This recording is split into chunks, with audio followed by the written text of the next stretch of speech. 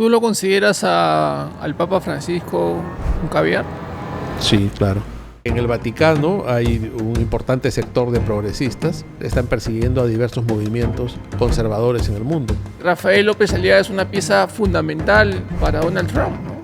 En el caso del Perú, para terminar de darle el puntillazo final al progresismo, tendría que ser Rafael López Aliaga. ¿Rafael se va a lanzar a la presidencia?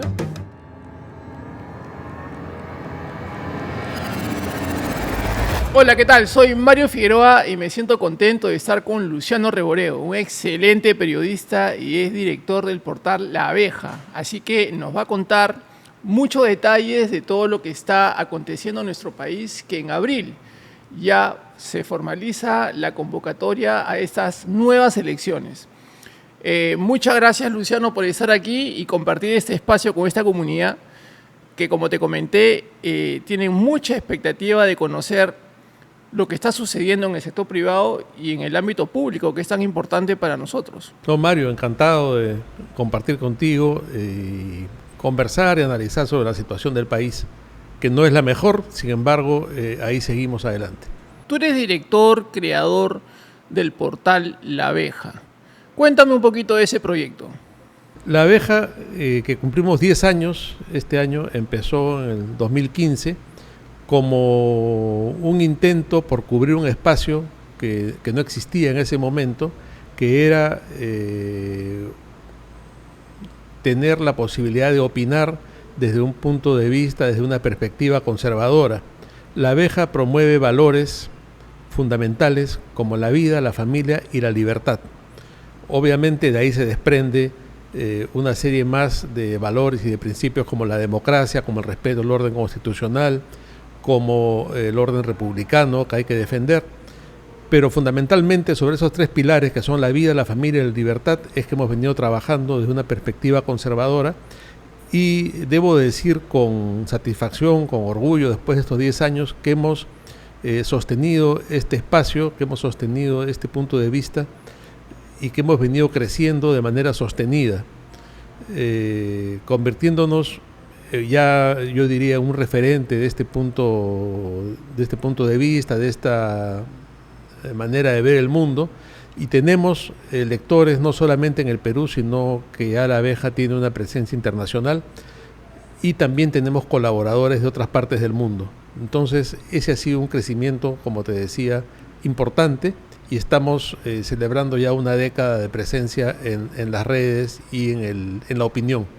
Ahora, en el 2015 las redes o los canales digitales no tenían tanto protagonismo como ahora, ¿no?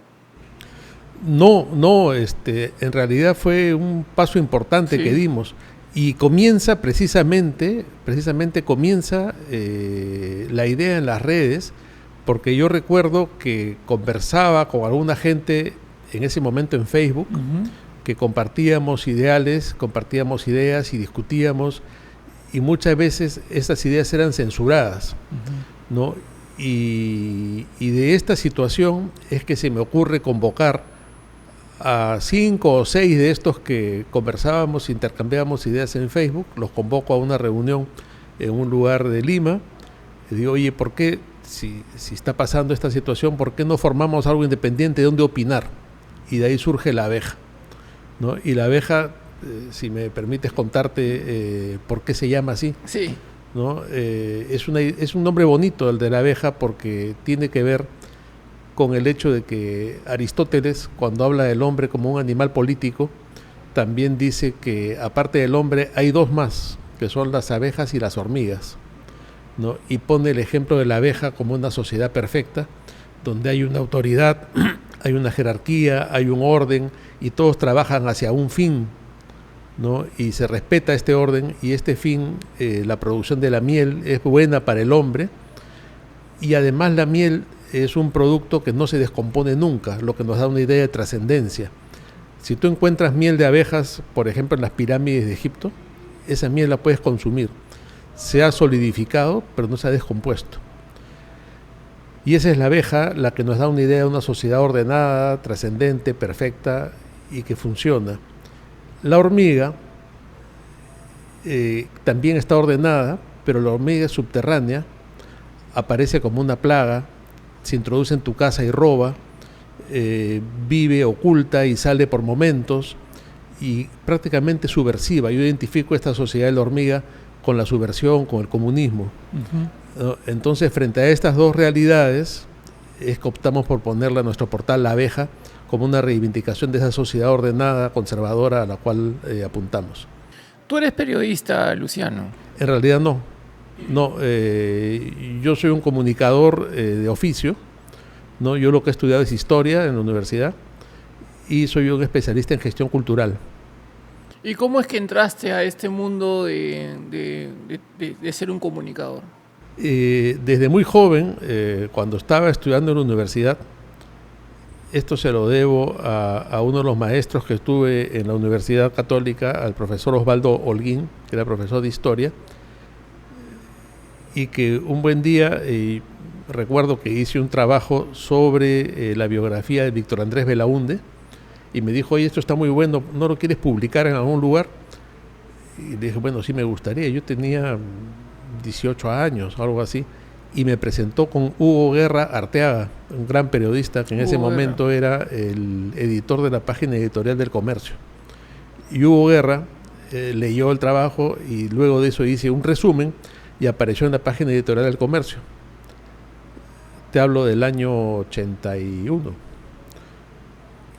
Y ahí, como se dice comúnmente, me picó el bichito de escribir y de publicar, y no paré nunca más, porque gracias a esta complicidad entre Osvaldo Holguín y Hugo Guerra, empecé a publicar en el Comercio. Dentro de tu evolución, porque ¿no? Nosotros los seres humanos, y es normal, ¿no? A veces la gente dice, no, pero tú pensabas así en esa época, bueno, pues no hay que arraigarse, ¿no? Uno va cambiando, ¿no? Vas creciendo, vas madurando, vas viendo el mundo de otra manera.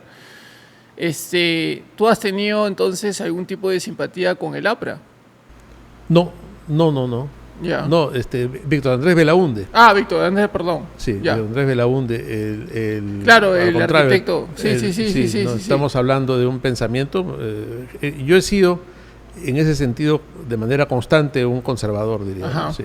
Ahora, lo que se dice de Belaúnde, que Belaúnde fue un excelente presidente, de los mejores, pero lamentablemente el entorno que tuvo dentro de su gobierno no fue el mejor, ¿no? ¿Tú qué opinas de eso? Si hablamos del gobierno del arquitecto Belaúnde, yo resaltaría más de Fernando Belaúnde su condición de un político honrado y honesto, ¿no? Cosa que lamentablemente en el Perú se ha convertido en la virtud más importante, ¿no? Lo que debería ser algo consustancial al hecho de ser gobernante, ¿no? No deberíamos decir qué maravilla, resultó que era honesto, ¿no? Todo aquel que aspira a ser presidente de un país debería venir entre sus credenciales la condición de ser un hombre honesto.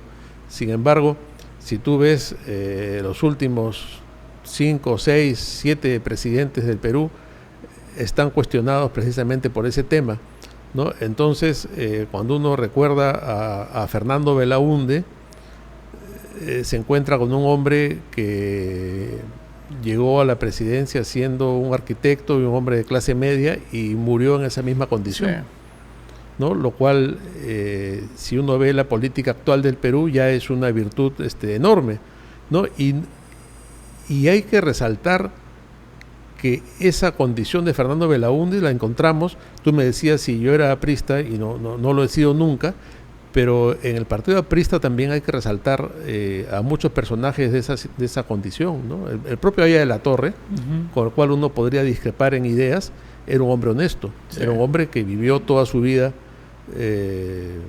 como un hombre de clase media y murió así.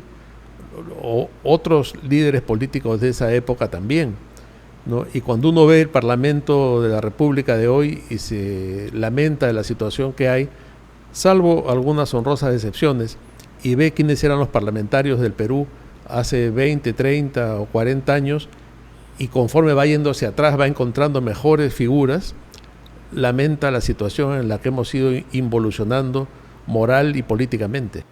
Yo concuerdo contigo, y a veces discuto porque se habla mucho de la educación, pero en estos últimos años o décadas hemos visto gente muy educada a nivel profesional, pero con unas carencias de integridad, valor, moral, ¿no?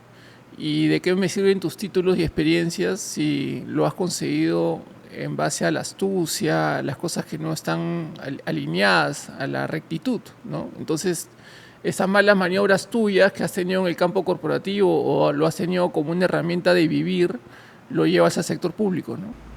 Claro, ese es el problema, ¿no? La gran crisis del Perú de las últimas décadas es una crisis moral, ¿no? Ese es el tema. El Perú cada vez ha ido involucionando en ese sentido, como te decía hace un momento, y hay que analizar dónde están las causas de esto, hay que encontrar la salida de ese tema. Ahora, alguien me decía el otro día, este es un problema global, ¿no? Porque si uno mira hacia los vecinos, se encuentra que más o menos pasa lo mismo en Colombia, en Chile, en Ecuador, ¿no? Las democracias colombiana y chilena, por ejemplo, hasta hace 10 o 15 años, eran un ejemplo, ¿no? Y si vas más atrás, con mayor razón, ¿no? Si tú ves la categoría que tenían los partidos políticos colombianos hace 30 o 40 años atrás, o los chilenos, la democracia cristiana chilena, o el Partido Conservador y el Partido Liberal colombianos, y la clase de políticos y de gobernantes que tenían, con lo que hoy muestran en la vidriera estos dos países, te das cuenta que también han evolucionado tremendamente, ¿no? Entonces es una crisis a nivel, de alguna manera global, que habría que hacer un análisis muy profundo para ver qué es lo que está pasando y que tiene que ver con un desencanto de la democracia que hay también en muchas partes del mundo. ¿Por qué, por ejemplo, yo recuerdo, ¿no? En mi época escolar, nosotros de chicos, de jóvenes, y converso también con mis papás, y había pues una educación distinta, ¿no? Una currícula totalmente diferente. Es más, teníamos los programas de educación cívica, ¿no? Que era un refuerzo y uno lo tomaba como agua tibia, no, pero era un curso muy importante en la que te enseñaban el respeto a las autoridades, el respeto a las señales, no sé, de tránsito, el respeto a las personas adultas. Habían cosas que en verdad te quedaban y que hoy en día, si no lo encuentras en casa, que es el colmo, yo creo que acá el trabajo también es en casa, en el colegio debería ser un gran refuerzo, ¿no? Sí, en los colegios, lamentablemente, por ejemplo, ya no se estudia como antes la historia, ¿no? Yo tengo hijos escolares y veo sus libros y francamente yo no entiendo cómo pueden estudiar así, porque han inventado un curso donde está mezclada la historia, la geografía, la cívica, todo en un solo curso que se llama personal social, ¿no? Entonces, de alguna manera, todos los años estudian lo mismo, porque yo veo que el de primero en media estudia la conquista, el de segundo en media estudia la conquista, el de tercero en media estudia la conquista, y vuelven a estudiar lo mismo, la independencia todos los años, la guerra con Chile todos los años, pero de manera muy superficial, ¿no? Entonces, los pilares de una buena educación que están en conocer lo que tú mencionas, la educación cívica, conocer los fundamentos de lo que es la constitución del país, porque ahí están los valores importantes, los derechos, las obligaciones, lo que es conocer en qué se basa la peruanidad, de dónde venimos. Eso no se estudia. Y de ahí vas a la universidad, por ejemplo, mi esposa es profesora en una importante facultad de comunicaciones y los chicos entran y salen periodistas y no tienen ni un curso de historia del Perú. Entonces tú te preguntas cómo estos muchachos van a ir de ahí a un canal o van a ir a escribir a un periódico y van a analizar la realidad actual si no han estudiado historia. ¿Cuándo es que se destruye todo eso? Esa es una pregunta difícil, pero yo creo que esta gran crisis comienza con Velasco. Con Velasco se empiezan las grandes reformas educativas, se empieza a intentar reinterpretarlo todo y se empieza a reinterpretarlo todo desde una visión socialista, ¿no? Y a sembrar una serie de ideas revolucionarias en ese momento, pero que empiezan a alejarnos cada vez más de lo que era una visión del Perú, ¿no? Entonces se rompe con una tradición de ver el Perú como un país integrado, como un país que iba hacia un camino integral, y se empieza a estudiar el Perú como un país traumático, un país de vencedores y vencidos, un país Claro. en el que las ideas socialistas te plantean Refuerza eso, el ¿no? resentimiento, ¿no? Claro. Ahora, en esa época de Velasco, y se habla mucho, ¿no? Y era parte de una realidad.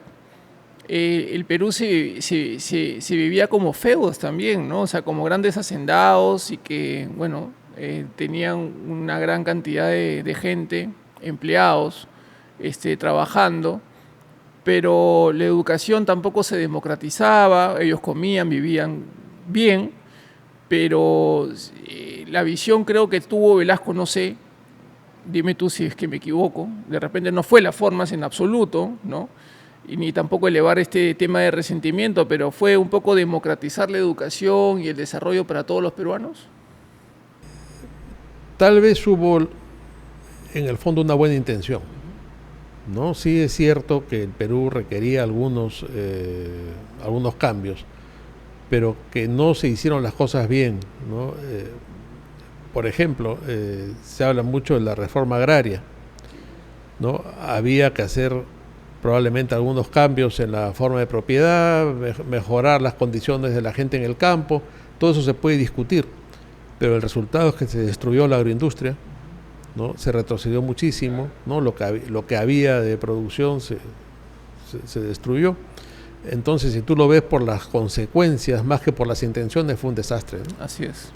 O sea, claro, hubo la buena intención, pero como lo hizo tan mal, ¿no? Yo creo que politizó demasiado toda esa reforma y que afectó terriblemente. Pues, ¿cómo le vas a dar las llaves de una empresa, un negocio, una industria a alguien que no tiene conocimiento de nada, ¿no? Más que voluntad? Claro, ese es el tema, ¿no? Ese fue el problema. O sea, vemos que la educación es importantísimo. Luciano, ¿y tú has participado en algún partido político? ¿En qué partido estás ahora?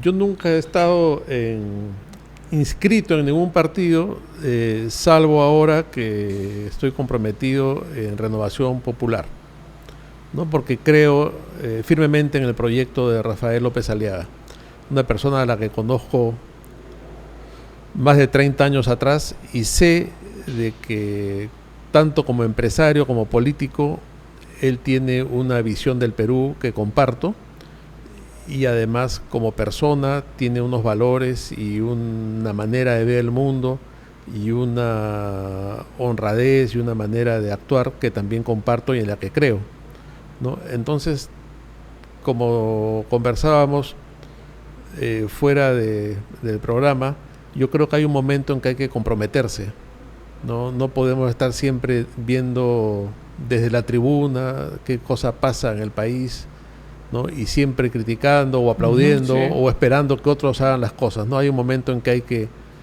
hay que meterse al partido, ¿no? Entonces, pienso que Rafael López Aliaga está haciendo las cosas bastante bien como alcalde. Ya llegó a la mitad de su periodo y ahora vienen las obras importantes. La gente lo está reconociendo así. Si uno ve las encuestas, creo que es el político más reconocido en este momento por su trabajo, que la gente ya empezó a verlo, y está favoreciendo precisamente a los que más lo necesitan, ¿no? Él siempre habla de los más necesitados, sí, como el objetivo de su trabajo, y lo vemos en el tema del agua, en el tema de las escaleras, en el tema de las ollas comunes.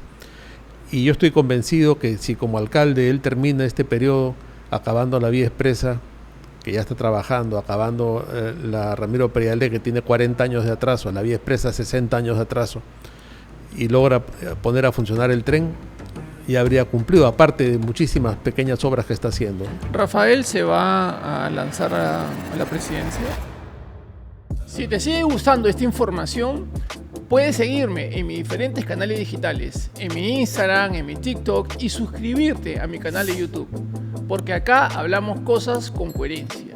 Lo que hacemos, lo transmitimos mediante este podcast. Quiero agradecer también a BTH Group. Soy presidente fundador de un universo grande de unidades de negocio en el que está la cadena BTH Hoteles, la cadena de barberías Mr. Jacobs, tenemos el Instituto BTH Studio y una agencia BTH Agency, especializadas en rebranding, marketing digital, así que ya sabes. Eso es todo, vamos por más. ¿Va a candidatear a la presidencia? Mira, eso es algo que tendría que responderte él, ¿no? Pero yo espero que sí. Algo que siempre yo veía en Rafael, sus buenas intenciones y trabajo, era que no lo comunicaba, ¿no? Al comienzo, cuando se hablaba de Rafael, que no está haciendo nada, y claro, uno que profundizaba más la información era una persona que en verdad estaba sacándose la mugre, como uno dice, en la mañana hasta la madrugada que descansa, porque yo sé que es una persona que no para. Pero ¿por qué no comunicaba, no? Yo decía, ¿por qué no comunica? Como lo hacía también Castañeda Locio, ¿no? Castañeda siempre tenía una forma de comunicar y presentaba sus obras y todo el mundo siempre decía, no, es que esta persona no para, ¿no? Y se le ve, ¿no? Lo comunicaba. Y hoy en día lo que estoy viendo de Rafael es eso, ¿no? Felizmente él está ahora haciendo, por los canales digitales principalmente, exposición de todas las obras que viene haciendo, ¿no? Que son bastantes. Como que le ha tomado un tiempo aprender sí, a comunicar. No sé, ¿no? Yo me imagino cómo debe haber sido la interna, ¿no? De repente él no quería las cámaras, prefería trabajar perfil bajo, ¿no? Pero es tan importante que la gente sepa, pues, qué se está haciendo, ¿no? Ahora, ten en cuenta que él no es político, ¿no? Él viene del sector privado, de ser un empresario exitoso, muy exitoso, y probablemente le ha costado mucho trabajo dar ese paso a convertirse en un personaje mediático que lo estén entrevistando y convocando a los medios y tener que dar razones y explicaciones de lo que hace y de lo que no hace. No es fácil, ¿no? Es como que tú salgas, tú tienes tus empresas, tus negocios y mañana tienes que salir todos los días a explicar lo que haces. Sí, claro. ¿No? ¿Por qué? Si es lo que, claro, porque ya no es tu negocio, ahora estás manejando algo que es de ¿Y es todos, fácil ¿no? trabajar con Rafael? Rafael, aunque no parece, es una persona encantadora, simpática, graciosa y que escucha y que también sabe compartir lo que piensa. ¿Se deja él, por ejemplo, ayudar? O porque también pasa, ¿no? Hay personas que consiguen tantas cosas importantes que de pronto se creen que lo saben todo, ¿no? Entonces uno, claro, quieres ayudar, quieres dar algunos tips y te dicen, bueno, pues, o sea, yo lo he hecho a mi manera, a mi forma, me ha funcionado y no pienso cambiar, ¿no? Lo que tiene Rafael López Aliaga a su favor es que como es un hombre creyente y eso lo tiene muy interiorizado, también tiene esa humildad del buen cristiano, ¿no? Es muy humilde, entonces no se le subió a la cabeza el tema. Cuando nosotros hablamos de ideologías y que yo sí creo pro familia, los valores, me identifico con la ideología que ustedes predican, pero ¿ustedes abren puertas al consenso o son un grupo político que si las personas no piensan como ustedes, no hay forma de poder sentarme a dialogar pensando en los intereses de un país, ¿no? Que somos más de 35 millones de habitantes y debe haber un sinfín de formas de cómo ver el mundo, la vida? No, claro que sí. Ahí yo voy a citar a Benedicto XVI, ¿no? Benedicto XVI, que era un hombre brillante, tal vez el papa más inteligente que ha habido en los últimos años, hablaba de valores no negociables, ¿no? Entonces, cuando tú tienes valores no negociables, por ejemplo, la vida, ¿no? Todo lo demás lo puedes conversar, ¿no? Tú partes de una negociación, un tema político, y hay algo que es no negociable, la vida. Yo no voy en ese tema no voy a ceder, lo demás podemos conversarlo, ¿no? Entonces las formas de democracia, las formas de manejo del Estado, las formas de manejo de la economía, todo eso se puede conversar. Llegamos a un punto que hay algo no negociable, que es el tema de la vida. Eso es. Ya, ahora, en el mundo hay una corriente, justo estábamos hablando con el equipo de trabajo, respecto a los acontecimientos que se está viviendo en el mundo actual, político, ¿no? La candidatura y que haya ganado Donald Trump ha puesto en escena una nueva corriente política mucho más dominante y con fuerza, ¿no? Y poder. En Latinoamérica lo vemos bastante unido a Bukele ahora, ¿no? Javier Milei, que parece un gran aliado de Donald Trump, y yo creo que sí lo es, ¿no? En la región. Y coincidentemente a esta entrega de poder que ha sido hace semanas, fue invitado Rafael, ¿no? a la ceremonia en Estados Unidos, compartiendo directamente escena con Javier Milei. Creo que también estuvo Bukele, ¿no? No sé si fue. Fue también los hijos de Bolsonaro, Brasil, ¿no? Y extrañamente no fue Boric, bueno, ¿no? Tampoco Lula y otros presidentes de la región.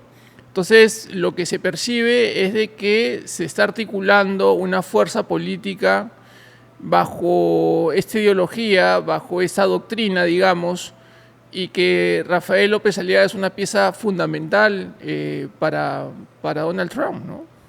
Mira, esto es algo que viene de más atrás, ¿no? El globalismo o el progresismo internacional ha venido tirando la cuerda de tal forma que ya se empezó a romper, ¿no? Desde hace unos años, lo que llamamos el globalismo, que no es otra cosa que esta imposición de una ideología progresista que ha ido después de la caída del muro de Berlín y de que se acabó esta manera de ver la lucha entre las izquierdas y lo que podríamos llamar la derecha a partir de la lucha de clases por el manejo de la economía.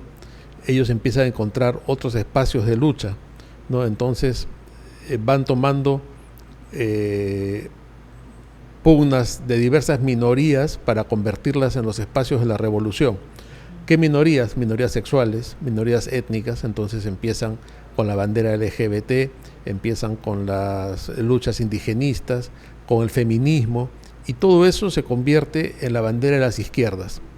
Ya se olvidan que antiguamente el comunismo fusilaba a los homosexuales, sometía a las mujeres, e incluso despreciaba a los indígenas. Ahí están los textos del Che Guevara y otros. Pero dejan de lado la economía para tomar esas banderas y eso empieza a funcionar, ¿no? Pero llega un momento que también la ideología de género y todo eso empieza a saturar a la gente y hay una reacción que se empieza a gestar en diferentes partes del mundo, ¿no? Tenemos movimientos como algo muy sólido que es Hungría, Polonia, Italia, por ahí empieza el tema, y luego también llega a Latinoamérica y a Norteamérica, ¿no? Entonces hay una reacción conservadora que se va gestando a través de diversos movimientos, y tienes los casos que te he mencionado en Europa, en Alemania también se va moviendo, en Austria también, y se va organizando una movilización importante a través de los IPAC, que son unas reuniones de conservadores del mundo. Está Verástegui en México, Bukele en El Salvador, aparece Milei como una tromba en Argentina, muy al estilo argentino, dicho sea de paso, ¿no? Y todo esto se va consolidando mucho más con el triunfo de Trump en los Estados Unidos. Entonces, si todo esto guarda una lógica, estamos viendo desmoronarse todo un modelo, que es este modelo del globalismo, que a su vez en el continente, en la zona latinoamericana, tuvo un correlato con unos aliados muy importantes que fueron los del Foro de Sao Paulo.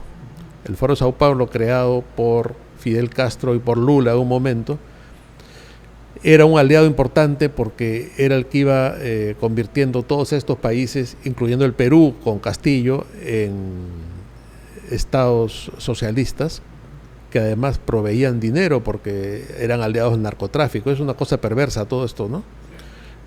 Felizmente parece que todo esto se desmorona, y en el caso del Perú, que duda cabe, el indicado a ocupar ese espacio para terminar de darle el puntillazo final al globalismo y al progresismo tendría que ser Rafael López Aliaga. ¿Cuál es tu postura respecto a la posición que ha tomado la Iglesia respecto a todo todo lo que estamos viviendo en el mundo entero. Lamentablemente esa pugna, esa lucha entre progresismo y tradicionalismo o conservadurismo también ha entrado a la iglesia, ¿no? Entonces también dentro de la iglesia están estos dos bandos, ¿no? Y tenemos que en el Vaticano hay un importante sector de progresistas que están del lado oficial de momento, ¿no? Y que rodean al Papa y que están persiguiendo, es la palabra correcta que hay que decir, están persiguiendo a diversos movimientos conservadores en el mundo. Eso no es ningún secreto. Hay en este momento 10 o 12, no tengo la cifra exacta, movimientos conservadores en todo el mundo de la Iglesia Católica, a los cuales, por ejemplo, se les ha prohibido buscar nuevas vocaciones, o conventos conservadores, entre comillas, que han sido cerrados, no pueden tener más crecimiento, o se les ha fusionado con otros, o están intervenidos, ¿no? O reciben todo tipo de acusaciones. Y por otro lado, han surgido y han sido nombrados una serie de personajes como el arzobispo de Lima, que es lamentablemente un progresista en todo el sentido de la palabra y un hombre que está haciendo mucho daño a la iglesia en el Perú. Ahora, el incidente que ha pasado nomás con el monseñor Cipriani, ¿no? Que justo Rafael post suspensión, creo que lo han suspendido, ¿no? Lo han expulsado, no sé cuál es la... Es un caso rarísimo, ¿no? Porque monseñor Cipriani, yo te lo cuento en 2 palabras, estaba en Roma desde hace 5 o 6 años, de ahí se fue a Madrid y no pasaba nada. De pronto aparece en el diario El País de España un trascendido que evidentemente ha trascendido del Vaticano, ¿no? Y dicen que tiene una acusación de un tema de abuso sexual, que ha tocado a un jovencito de 17 años, hace 40 años, ¿no? Y este jovencito habría hecho esa denuncia en el año 2018, ¿no? Pero que no había querido aparecer, ¿no? Ahora, curiosamente, según el cardenal declara, a él nunca se le dijo nada, él nunca se pudo defender, él nunca conoció la acusación, solamente le dijeron mejor te vas,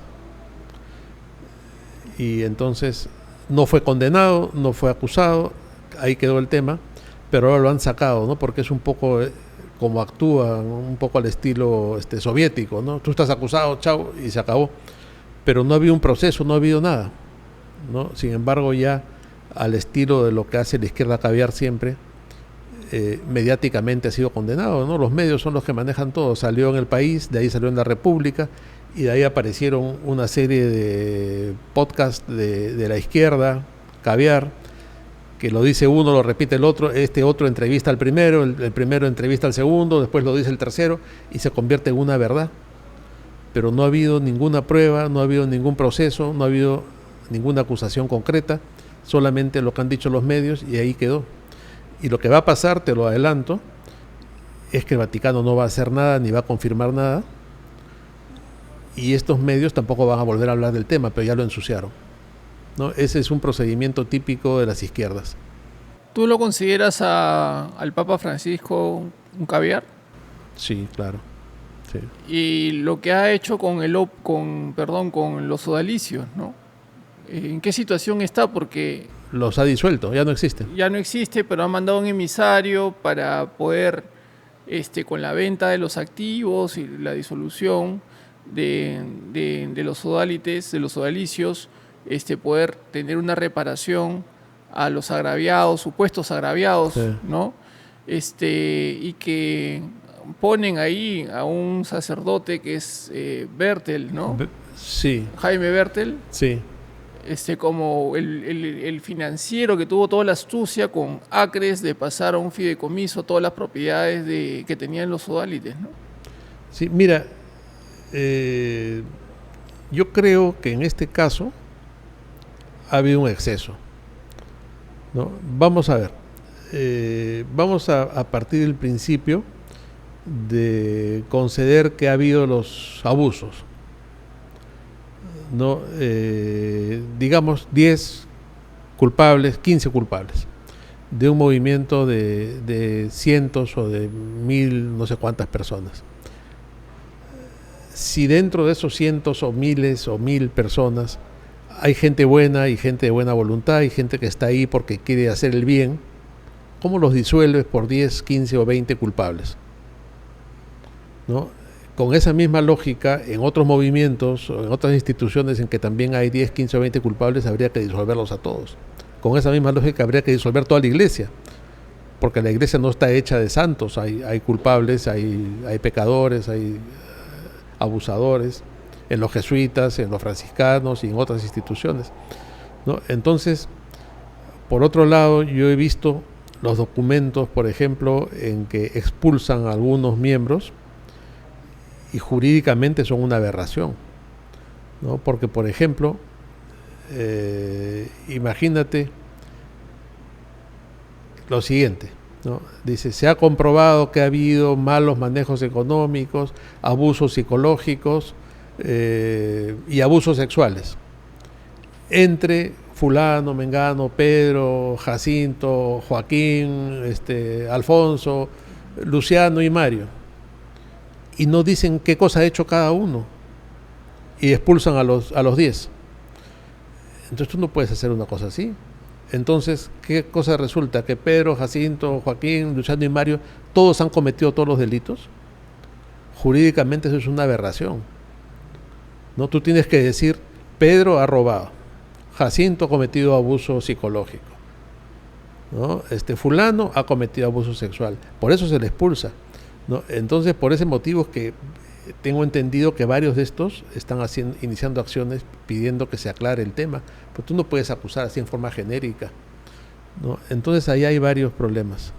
Pero se puede hacer eso porque acá hay leyes peruanas, ¿no? O sea, el Vaticano manda un emisario y el emisario puede hacer eso, puede hacer que, oye, dame lo que tú tienes, hay que, no sé, hay que venderlo, lo que fuera, y con lo que se venda se tiene que hacer esta reparación a... Ese es un segundo paso, eso todavía no tengo entendido que eso todavía no. Lo que sí han hecho y sí pueden hacer es disolverla porque estos movimientos... ¿Hay un comunicado oficial ya de Vaticano? Sí. Sí, el Vaticano ya entregó un documento.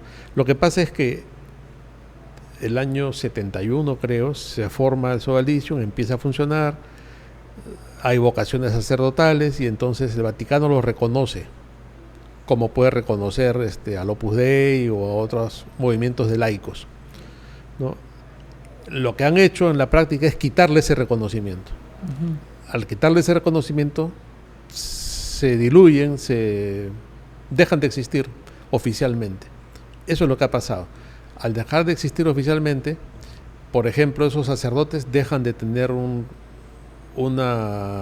sustento, una organización a la que representan. Van a tener que ir donde el obispo y decirle, ¿ahora qué hago? Ya no soy sodalite. Entonces el obispo les va a decir, vete a tal parroquia, vete a tal otro lado, o decirle, yo no te quiero acá, y tendrán que irse al Cusco, otro sitio, pues ya no... Es como que desaparezcan los jesuitas y todos ellos van a tener que buscar dónde se van. Pero las propiedades que tienen es un siguiente paso, todavía no han entrado ahí. ¿Cuál es la relación de Rafael con ellos? ¿Hay una relación directa con los sodalicios? No. ¿Qué se viene ahora en estas candidaturas electorales? Porque vemos que en estas últimas encuestas de Ipsos la ponen a Keiko, bueno, ese un voto duro, ¿no? El fujimorismo con un 12%, y con sorpresa, pucha, vemos a Rafael que tiene, ocupa creo que el segundo lugar nomás, ¿no? Con 4%, si no me equivoco, pero habla desde ya lo bien que se está posicionando Rafael. Pero ¿tú crees que Renovación solos puedan hacer ese frente a partidos como el fujimorismo y también, por qué no decirlo, APP, ¿no? O sea, nos guste o no, César Acuña en estos últimos años ha sabido posicionar bien a su partido político, me parece uno de los más sólidos. Rafael está viendo estratégicamente aliarse con otros partidos de derecha o no. Por el momento, lo que ves en las encuestas puede variar muchísimo. Lo que es importante es seguir trabajando. Yo veo a Rafael, que es la autoridad política en ejercicio con más alto reconocimiento. La última encuesta le da alrededor del 50% de aprobación, ¿no? Probablemente haya que sentarse a conversar y ver de formar alianzas, ¿no? Yo no sé si en este momento se puede adelantar algo sobre eso, pero va a ser importante conversar, ¿no? Las encuestas van a variar muchísimo. Y sería difícil con quién, ¿no? A sabiendas que hay más de 40 y tantos partidos políticos inscritos, y para nosotros como peruanos que caminamos y que somos empresarios, emprendedores, nos atemoriza un poco el sentir tanta división de derecha, ¿no? Cuando debería la derecha estar un poco más unida, más sólida, ¿no? Y que no vayamos a repetir lo que está pasando en estas últimas elecciones, que la competencia entre nosotros nos debilita frente a una izquierda que de pronto se hace más fuerte y perdemos fuerza, ¿no? Yo creo que la sabiduría del votante va a ir limpiando el panorama, ¿no? Porque no tiene sentido eso de los 40 partidos. Esto es una herencia que nos ha dejado Vizcarra con su famosa reforma del sistema político, que fue un desastre, y que lo que buscaba era eso, ¿no? Justamente dividir a la oposición, porque lo que hicieron de bajar a creo que a 25.000 firmas, pues es una locura. Eso se junta en un fin de semana, ¿no? Entonces las consecuencias es lo que tenemos ahora de 40 o 50 candidatos, pero muchos van a desaparecer, ¿no? Porque lo que han visto gran parte de estos señores que tienen ahora un partido político es que tener un partido en el Perú es un patrimonio económico, ¿no? Porque después lo alquilas, lo vendes, lo negocias, haces alianzas y venden las candidaturas al Congreso. Lamentablemente esa es la realidad, ¿no? Pero yo creo que eso va a desaparecer en el camino y la misma gente se va a concentrar en 5, 6, 7 partidos. Yo creo que Rafael, ahora, con esta gran lectura, que no debe ser nuevo, ¿no? Este cargo público, porque también ha sido regidor en la época de Castañeda del Ocio, ¿no? Sí. Cuando era alcalde, conoce muy bien la Municipalidad de Lima, pero ya ser alcalde le da otro expertise, ¿no? Y creería yo que grandes lecturas y aprendizajes, ¿no? De saber filtrar de repente mejor a las personas que entran al partido, ¿no? Porque cuando tienes un partido nuevo, Luciano, es mi punto de vista, es difícil porque hay quienes llegan como grandes oportunistas, ¿no? Que quieren sencillamente su notoriedad, sus cámaras y ¡pum!, se van para otro lado, ¿no? Muchos lo que quieren también es poner en el currículum, ¿no? Ex candidato a la presidencia. Claro. Sí, es verdad. Eso funciona, ¿no? Sí. Es verdad, y eso yo creo que le va a servir a él y mucho, porque lo que nosotros buscamos es un cambio. No puede ser posible que nuestro país en 6 años haya cambiado 6 presidentes, ¿no? ¿Cómo se puede cambiar un país así, ¿no? Con tanta inestabilidad política y sobre todo que genera un resentimiento en la mayoría de gente respecto a los funcionarios que ocupan puestos públicos, ¿no? Y yo lo digo abiertamente, o sea, la presidenta pues carece de cosas tan elementales y básicas para una persona, ¿no?